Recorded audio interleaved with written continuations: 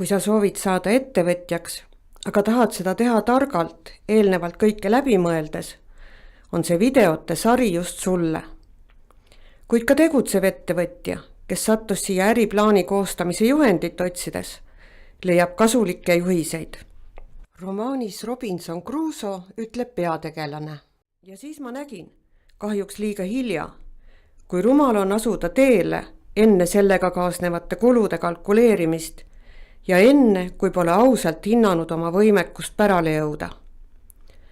Mina olen Ülle Pihlak, olen 25 aastat aidanud äriplaane koostada nii alustavatele kui ka juba tegutsevatele ettevõtetele.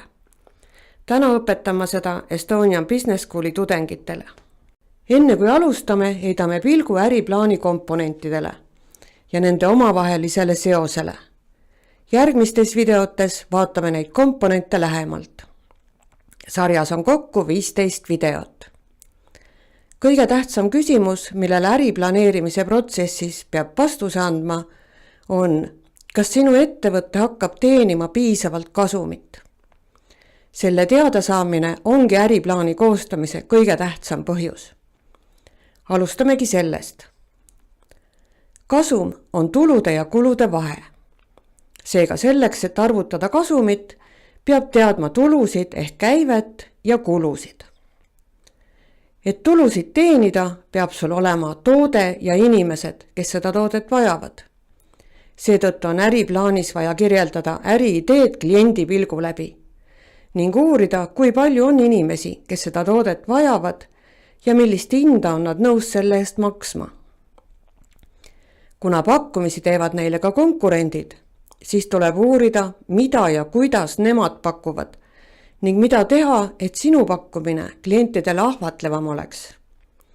Selle informatsiooni põhjal saad teha tulude prognoosi.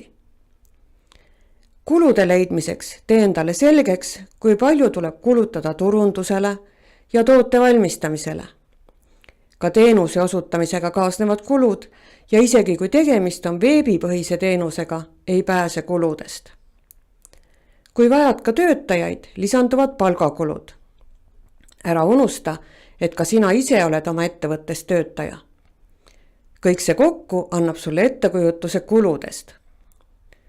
Juhul, kui kasum on piisav, analüüsid veel riske ja uurid, kas tehtav investeering tasub ära. Kuid kui suur kasum on piisav? Õigemini, kas see kasum on sinu jaoks piisav? Et sellest selgusele jõuda, panen sind järgmises videos natuke unistama ja aitan püstitada eesmärgid, mis aitavad otsustada, kas kasum, mida prognoosid näitavad, on sinu jaoks piisav, et riski võtta. Aitäh ja kohtume järgmises videos.